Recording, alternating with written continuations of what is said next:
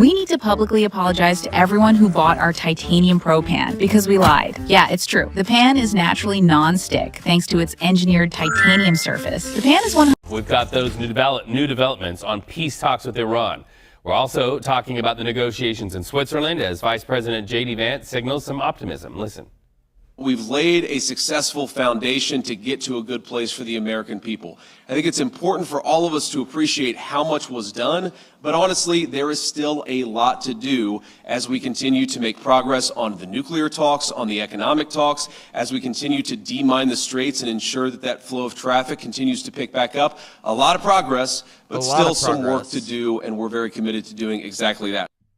Okay, so that's the vice president. Now what about the president? This weekend, President Donald Trump took a different approach. He unleashed an expletive-laden threat with Fox News after the Islamic Republic said it would close the Strait of Hormuz. Here is reaction from both sides of the aisle. If this deal fails, President Trump is going to take the Strait of Hormuz over by force. If Iran contests control of the Strait of Hormuz by the United States, we will obliterate them. This president has led this nation into a disaster. We have surrendered our power, we have capitulated to the enemy, and they now are mocking us. Okay, so that's how we start a new week. Peace talks and reports of very, very good progress by the vice president. And let's talk live to Washington CBS News reporter Aaron Navarro. And then on the other hand, Aaron, we've got a president who is using expletives and saying bomb Iran. Yeah, that's right, Reed. That's what the president told Fox News in a phone interview yesterday, just at the start of the negotiations between the U.S., Iran, and other mediating countries. At one point, it resulted in reports that the Iranian delegation was willing to walk away from those negotiations, though the vice president said they eventually stuck around, and what we got was 18 hours of talks between the two sides and the mediating countries of Pakistan and Qatar. Now, while the vice president says there is still much work to do, I'll kind of tick through what we know on what the sides have said they have achieved. Vance announced that Iran has approved of the UN nuclear watchdog inspectors to come in and look at what remains of their nuclear enrichment program, though it's still unknown on exactly how much access they will get. The vice president said they could go in as soon as today, so that'll be something to watch as this week continues. He also said that there was a line of direct communication between the U.S. and Iran that has been established to avoid any more mishaps when it comes to language about the Strait of Hormuz. You saw Iran threaten to essentially close down the strait, taking any ships, and are currently charging tolls still. I think. Are they still currently charging tolls? After some of President Trump's more colorful comments, the U.S. Central Command said that as of this morning, the strait remains open for navigation.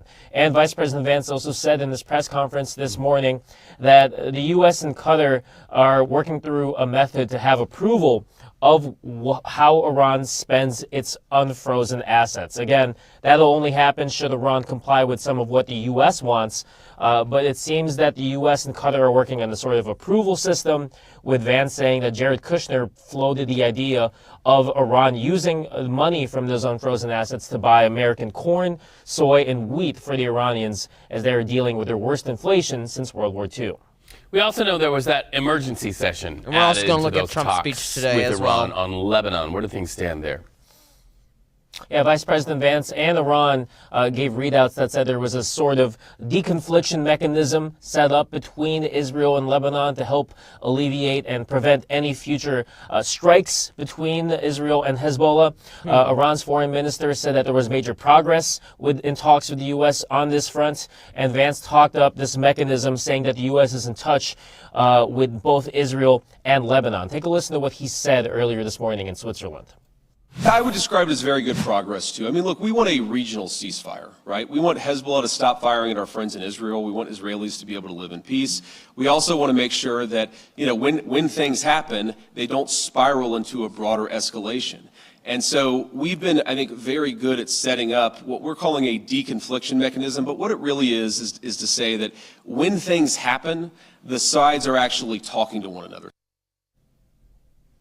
And while the White House has been critical of Israel's continued strikes in Lebanon, especially in the southern part of that country, Vance declined to call on Netanyahu to withdraw Israeli forces completely from southern Lebanon, despite Qatar maintaining their position that Israel should do so. Prime Minister Netanyahu said today earlier that his military has, quote, full freedom of action in that part of Lebanon and will remain there. You see, a main problem that I see when it comes to it is everyone is really not on the same page when it comes to the U.S. Iran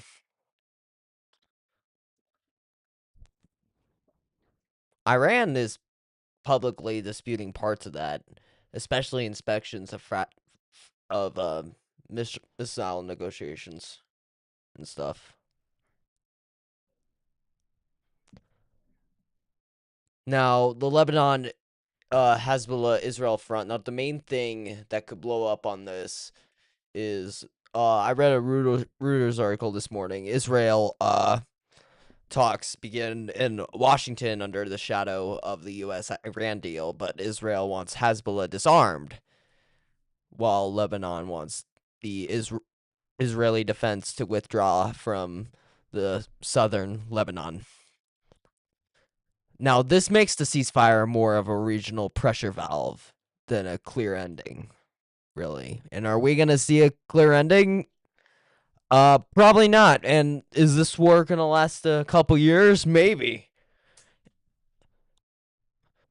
But this might be the longest war that I'm going to report on ever.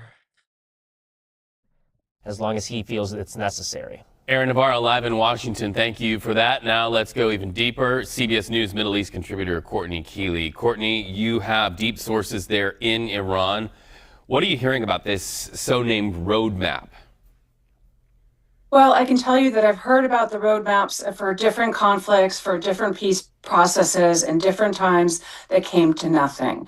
A roadmap is a diplomatic term that was used often for the Israelis and Palestinians, and I never saw it come to fruition. So even the word roadmap started me getting worried. The idea of a roadmap, sure, let's look at what we've got and where they're going to go. We're looking at today. Right now, the U.S. Treasury is waiving sanctions temporarily until August 21st. And that will happen so Iran really can start exporting oil and working with their petrochemical products. That's important for Iran to stay on board. I have to point to J.D. Vance right now and say that in his Q&A, he got a little more loose with his talk. He called the Iranians whiners. And he also said that the region has been a basket case for years. Damn. That does not go over well. A huge basket case. Iranians and Persians who identify as Persians that like to think of themselves as an empire of thousands and thousands of years. In fact, one of the ways they mocked President Trump was to put up a former king who had won militarily thousands of years ago, saying, we did it, we won, they lose. So they've even mocked President Trump's signature. And meanwhile, the Iranian Revolutionary Guard, though, is being very temperate. And they're saying that they put out a picture that was actually visually really the sign that they're behind Mojtaba Khamenei. They wrote something to him saying, we stand behind our country, our government, our negotiators, like a mountain. And that was really a message to the hardliners. You saw Abbas Araghchi yesterday not get into that picture and the grip and grin, as they call them, because it was just too tenuous. He kind of scooted out of the way before they could do that. So we're not getting to nuclear deals. We're not getting to what nuclear physicists, if any, could be on this deal. They are talking about the IAEA doing negotiations. But when, where will be the key sticking points? What nuclear power plants? What part of the nuclear program? And lastly, I've got to say one last thing that Vance said was he talked about building a foundation. I can't help it. My mind went to the rebar of the Middle East. Most people build like a first level to their house, and then they add a second level, but leave the rebar exposed for when their children have children or when they're going to get married. And they're going to move in because they like to have multi-generational families under one roof. And I just kept thinking, is it just concrete and rebar we're seeing here, or something really going to be added to that foundation and built? And I don't see what the plans are. What is the blueprint, so to speak, as opposed to the roadmap? Meanwhile, so many... Now, there is a ceasefire, but there's no peace. This is a 60-day timeout where Trump is trying to lock into Iran's nuclear inspections to reopen the Strait of Hormuz, hopefully, and to stop this regional war from spreading even further. But could I see this war last for a couple of years? Yeah, it might. It might. But Iran, Israel, and Hezbollah all have different incentives to test this deal. All right, guys, we're going to move on to true crime right now.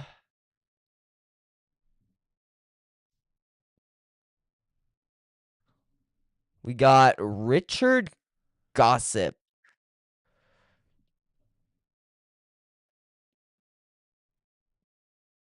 Right here. Now, this is a former Oklahoma death row inmate. His name is Richard Gossip. He has a new trial date set for September 28th of 2026 in the 1997 murder of motel owner Very Ban Treese. His conviction was overturned after issues with the false testimony from key witnesses. Prosecutors are trying to retry him, but are not really going to seek the death penalty. So, Does your internet bill keep getting higher? That's because typical internet deals are full of. As you join us here at 4 o'clock, late breaking news, high profile former death row inmate Richard Glossop will be headed back to trial within a few months. A judge just denied a motion that would have kept him from going immediately back to trial. Again, denied. After spending nearly 30 years on death row before being released on bond last month, Glossop was back in court today. A judge says the state is entitled to present a theory that it can prove to support the charges in this case, since the information available hasn't changed and no new charge has been filed. Glossop is still charged with first-degree murder. Investigators say he helped plan the killing of his boss, Barry Van Treese, back in 1997. Jeez. Glossop's new trial begins September 28th. wow. So he faced execution 9 times, by the way. Keep in mind.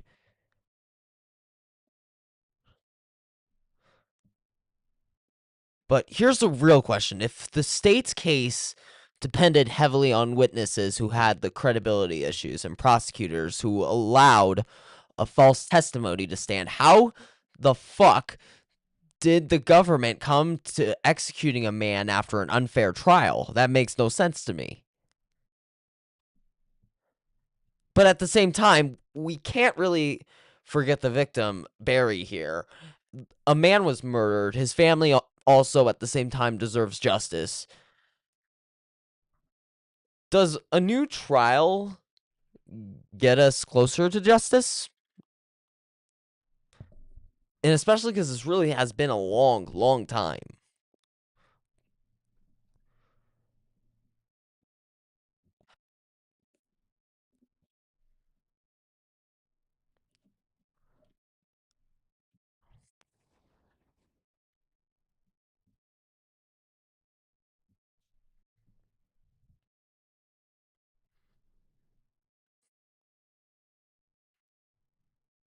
All right.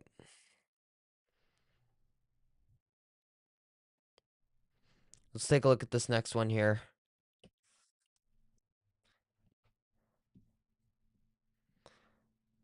We got this guy right here.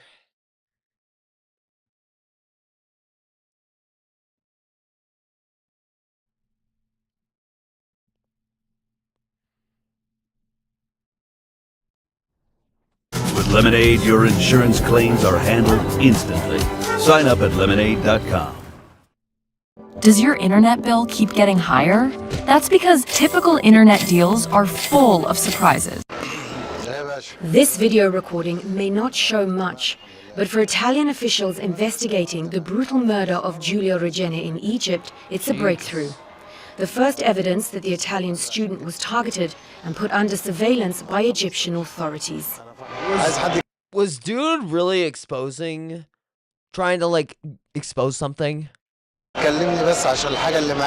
I just need someone to call me because of what I have with me. The young man just left.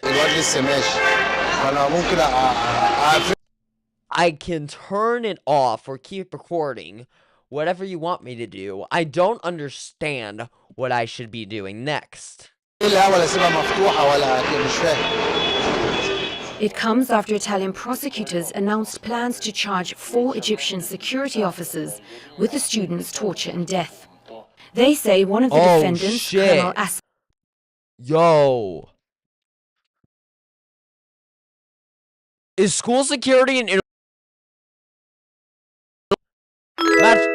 Matchy Pal, thank you for the follow. I appreciate you. Thank you. All right. But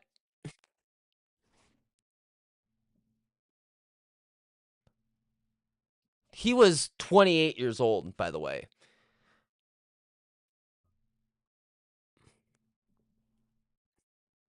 And he was studying labor unions and street vendors, and then he disappeared a couple days later. And then his body was found showing signs of major torture. And it was from the security guards of that event. Or that street stand.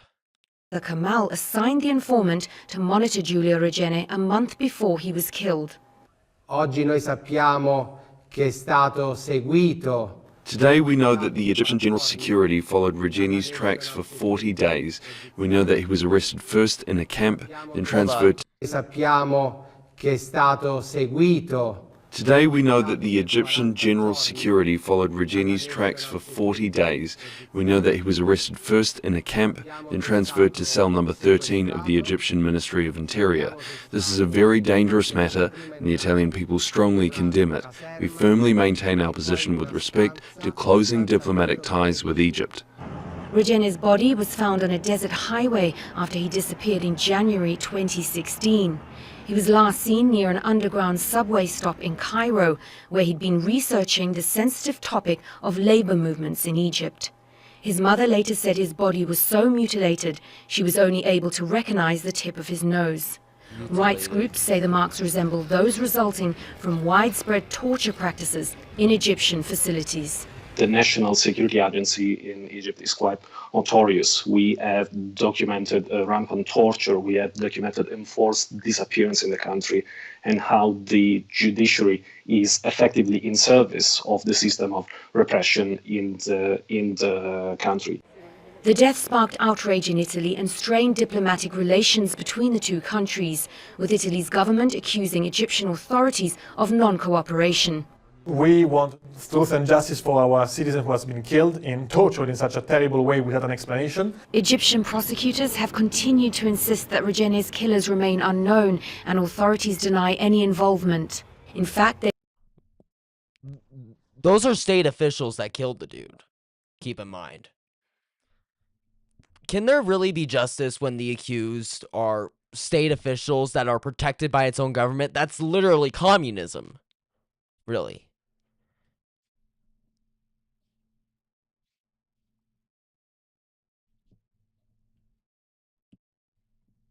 they've announced a temporary suspension of the investigation. But Italy plans to push on with the case regardless. The suspects will be tried in an Italian court in absentia. As for Giulio Regeni's parents, they're still calling for justice for their son. His mother applauded an investigation that not only shed some light on his death, but held up what she called But this is also how wars start. Sticking to your nose into things that have nothing to do with us. Please tell me you're aware of the USA. Yeah, I am. I am aware of the USA. I actually live here. Actually. Because it's ironic if you don't care about our officials. I just did an Iran story not that long ago, dude.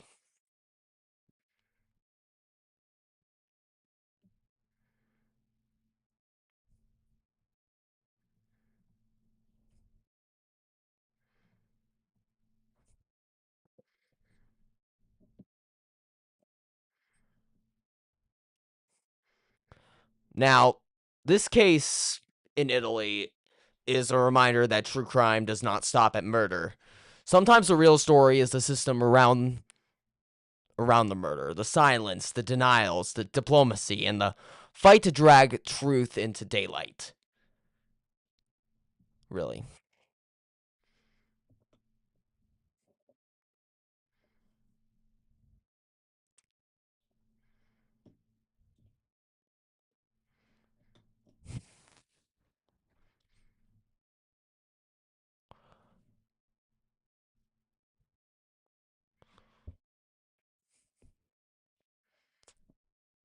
Not a Demo or Repub, but I'm, I guess, a Republican. Yes, I am a Republican. I am a Republican. Through and through. I did vote for Donald Trump. I was a leftist. I was a former leftist when I was in my early adult years. But then I started hearing people out like Ben Shapiro, and kind of since then I just kind of became radicalized, to be honest. But at the end of the day, I kind of just grown up.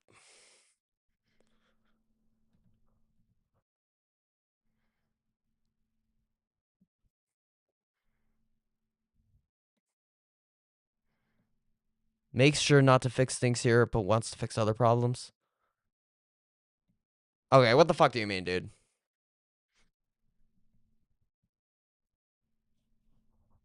I'm gonna put this dude on the spot right here. Our president is a problem. I don't care who you are. Okay, okay, all right. How's your problem? Explain.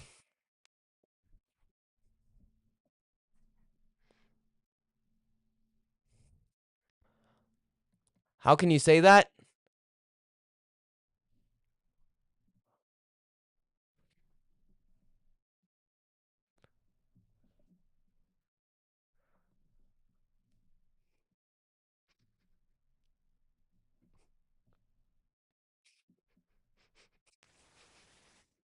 Are you really ignoring everything?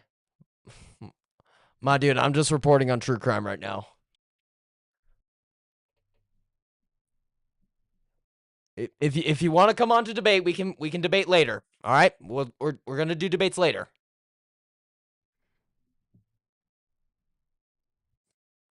But anyway, we'll be right back.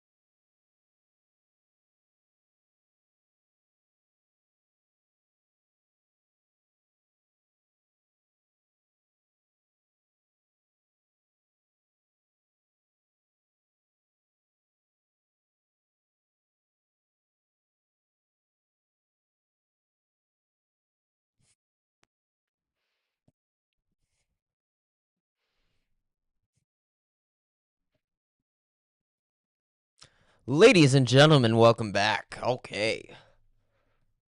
Whew. We are chilling right now.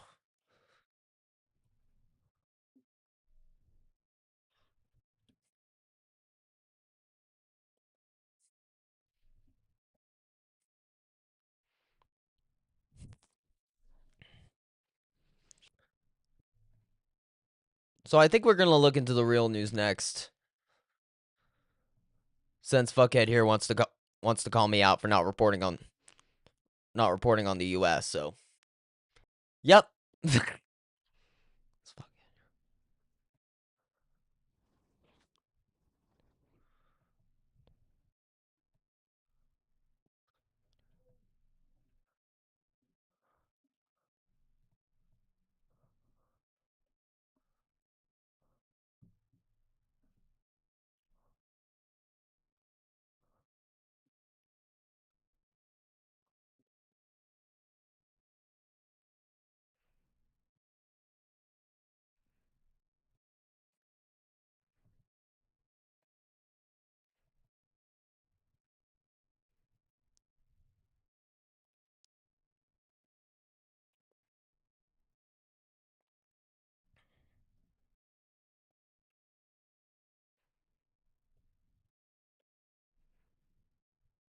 All right.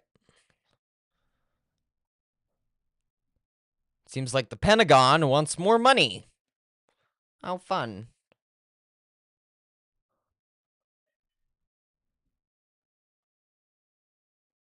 Oh shit, this is from 3 months ago. Oh, wait a minute. Yep, we got it. Milton loves. Pentagon seeks $80 billion from Congress for Iran war. This is from Rocks. Queen City News. So he bought a .rocks domain name with Squarespace, so you can see his rock. They're asking senators, well, they told senators that they're going to need $80 billion, mostly to cover the cost of the ongoing war between the U.S. and Iran. Although Senate Majority Leader John Thune said that they need to replenish a lot of the munitions that have been depleted, not just with what's happening with Iran, but prior to that as well.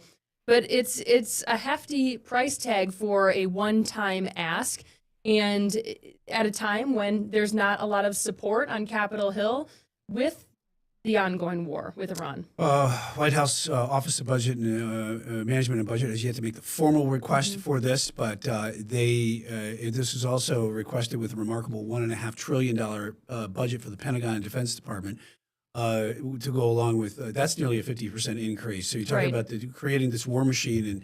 That you say is very unpopular. We've had a lot of polls that came out yesterday that were saying how unpopular the war with Iran was, and not just with Democrats, but with Republicans with regard to this.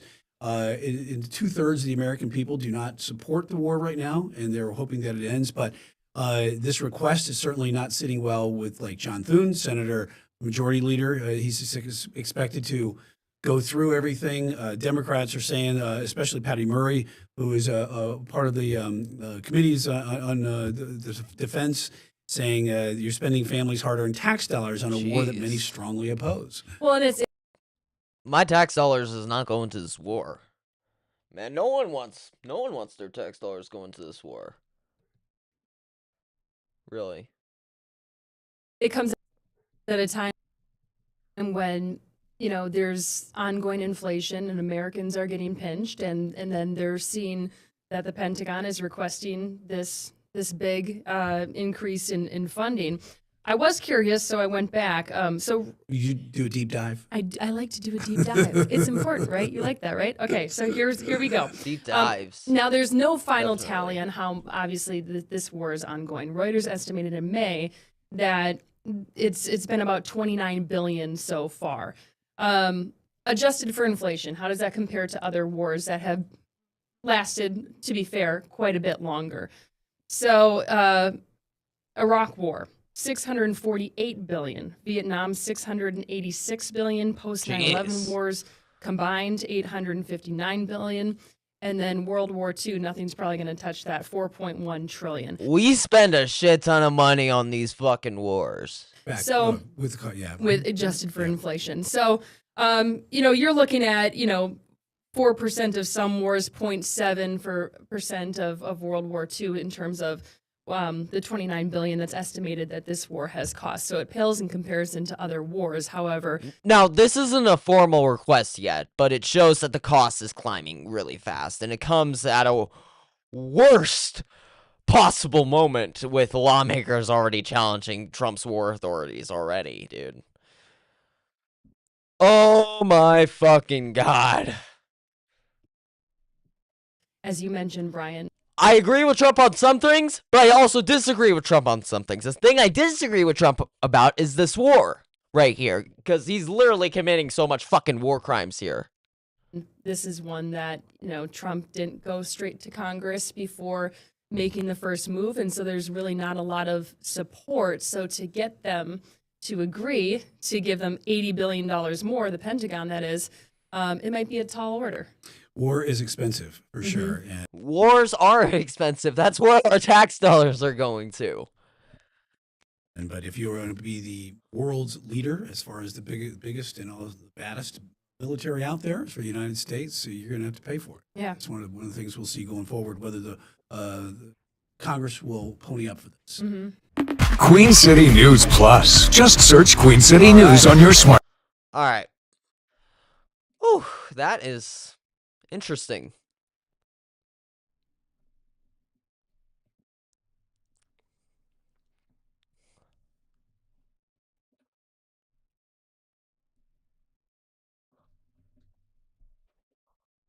Let's take a look. Trump is really trying to... We need to publicly apologize to everyone who bought our titanium pro pan because we lied. Yeah, it's true. The pan is naturally non-stick thanks to...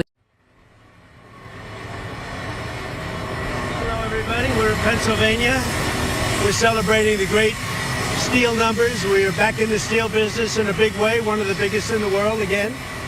And we're here to have a good time with a very big crowd of people. The Department of War is asking for $80 billion more for the Iran war. Do you think Americans support this at a time when so many are financially struggling? Who are you with? I'm with the nation, sir. Not a very good group. Not doing very well.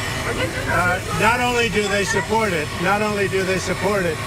they demand it because they won't allow Iran to have a nuclear weapon. You want to see trouble? Let them have a nuclear weapon. We're doing very well with Iran. They've been decimated. And we're making a deal with them, and we'll see how that all goes. And right now, as you probably heard yesterday, we had 19 barrels of oil, 19 million barrels of oil come off, and that's the biggest in the history of the Strait, the Hormuz Strait. Our stock... The biggest in history. Market is through the roof, and oil prices are tumbling. We actually hit for a moment today. In fact, I think it's going to break it, $70 a barrel. That's lower than we were when we started. And it's been amazing. And the big thing is, Iran will not have a nuclear weapon. What's on your agenda for your meeting tomorrow with senators and the lunch about Save America Act? Well, we're just going to talk about Save America. We have to pass the Save America Act, which is voter ID, which is proof of citizenship, etc. We have to pass it. So we're going to have to talk about that and many other things. A lot of good relations. Mr. President, the Senate Majority Leader, John Thune, has told you many times he doesn't believe that they have the vote to pass it. That's what being a leader is about. He's a leader. John's a leader. That's what being as a leader is about. Look, we have to be able to get proof of citizenship when you vote. Otherwise, we don't have elections. We have to be able to get voter ID.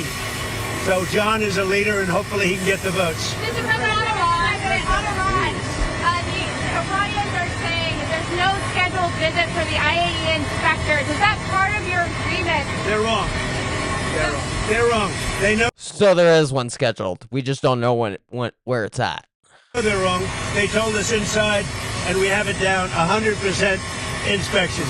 And if they were right, I'd cancel the meetings right now. Where's the date? From your view, Mr. President, when will those inspectors actually be on the ground? At the appropriate time. At the appropriate time. There's no rush, but they'll be on the ground at the appropriate time. When is that appropriate time? That's the real question. Dude is really circling around the questions with Iran here. That really concerns me a lot. Especially because I voted for this guy. And don't say it's my fault.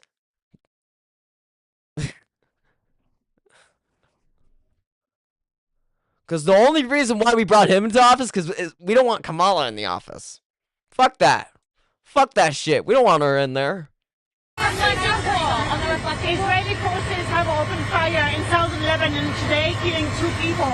Are you confident that the ceasefire is still holding? Well, we'll see what that. Look, they've been fighting each other for many, many years, decades, and we'll see. But it's going to come along. Mr. President, on Nancy Guthrie, there's a note that our Ryan Ensign reported on that says that she's dead, she's with nature. Is there any hope that the FBI and investigators find her? I hope they find her. I mean, Savannah's gone through a rough. That family's gone through hell, but I hope they find her. Mr. President, you mentioned yesterday that the Interior Department has video and photos. We reached out to them and they haven't shared it with us. Are you going to compel them to release They've arrested, I think, 6 people on the reflecting pool. So yep, they did arrest some people at the reflecting pool today. I think we did cover that a little bit yesterday. The pool looks fantastic. I just got pictures of it. It's beautiful. But somebody went in with a knife and cut it. They cut it up good. And then they cut a 350-foot slip in the form of lots of little slips. Real horrible stuff. And they destroyed the grass.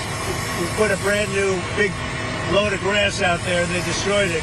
So it's all being fixed. But it's a shame. So I understand 5 or 6 people are arrested.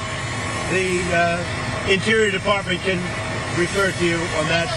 And I hear they have 6 people under investigation. President, you're about to speak to truckers. Truckers are at high risk of losing their jobs to AI because of self-driving. Truckers are losing their jobs to AI? They're fucking drivers. AI is not gonna do shit, dude. AI is gonna fucking fail on those truck drivers. I can't even imagine that there's gonna be a technical difficulty and there's just gonna be like, what? You can't get a job. There's gonna be so many damn accidents. Right now we have the highest job numbers we've ever had in the country, in the history of the country. And I'm just with a couple of the great senators and congressmen. We're talking, it's actually hard to build a job. You know, nobody's ever seen a time like this. We have right now so many jobs that are going to be available. And the biggest problem we have is getting the people.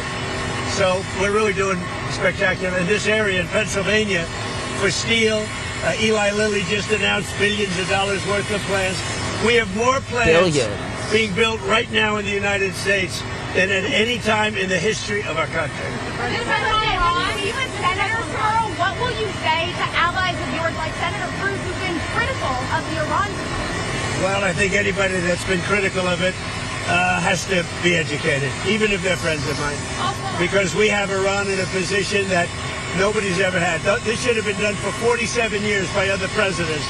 And we have Iran in a position where their military has been totally wiped out, their leadership has been wiped out, their radar has been wiped out, everything's been wiped out. They have not a good negotiating position. But despite that, and money that will be taken out of Iran is going to go to our farmers to give corn, soybeans, wheat to Iran because they have a hunger problem, they have a food problem, they have a medicine problem, they got a lot of problems.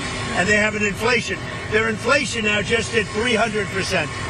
So they have a lot of problems. Mr. President, are you planning to do a federal takeover of D.C. soon since it looks likely that a socialist So we have a radical left communist elected, I guess, soon to be elected mayor of D.C.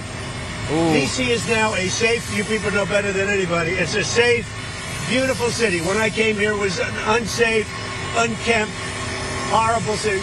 It was horrible. The monuments and the waterfalls and the statues and everything were graffiti written, hadn't been fixed in 50 years, clean.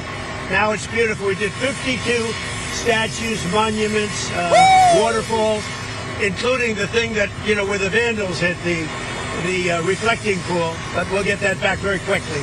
In fact, I will say, this morning I sent people over, they say it looks absolutely beautiful.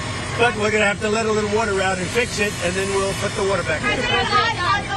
But just so you understand, so our country is doing really well, and we're going to keep it that way. And any senator that didn't vote for all of the things we need, because we're making an amazing deal with Iran, We're making a deal that's going to keep our country and the world safe, because we're not going to let Iran have a nuclear weapon, and they know that, and they agree to that. Thank you very much. Wow.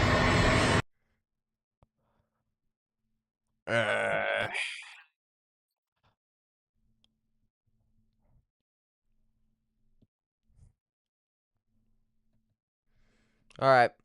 We'll be right back with the more civil reform right after this break.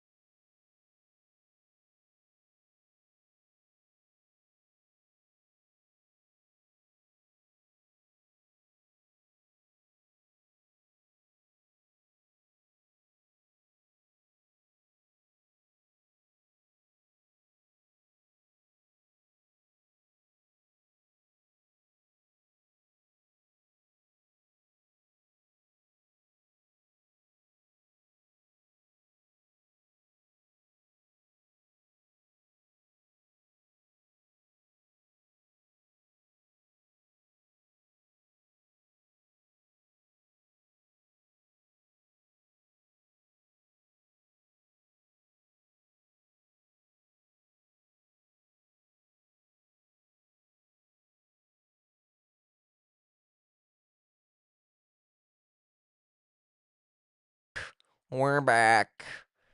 Okay. I gotta get YouTube Premium, you guys. That way I don't get copyright strikes over those ads no more. But we still live on YouTube? Oh yeah, we're still live on YouTube. Hell yeah. Awesome, awesome.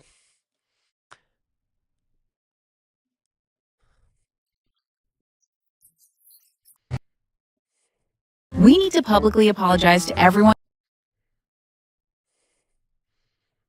By the way, I kind of want to see something.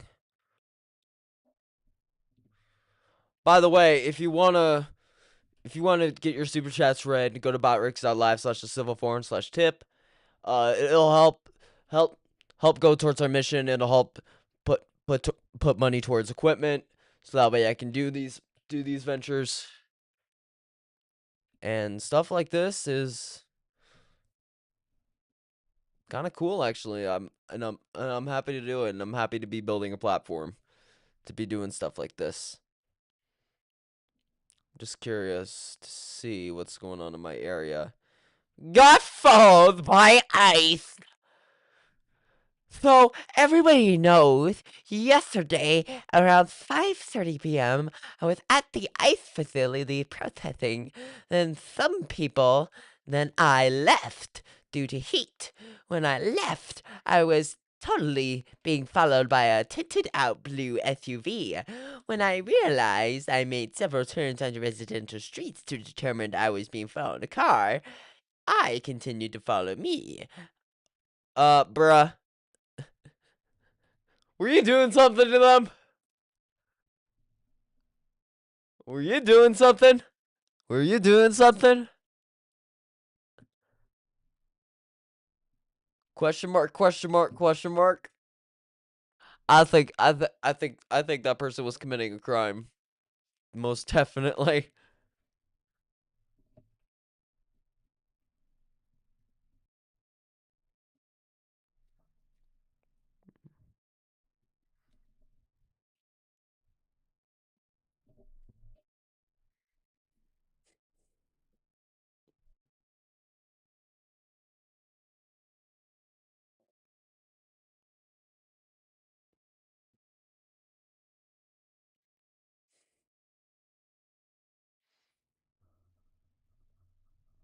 Alright.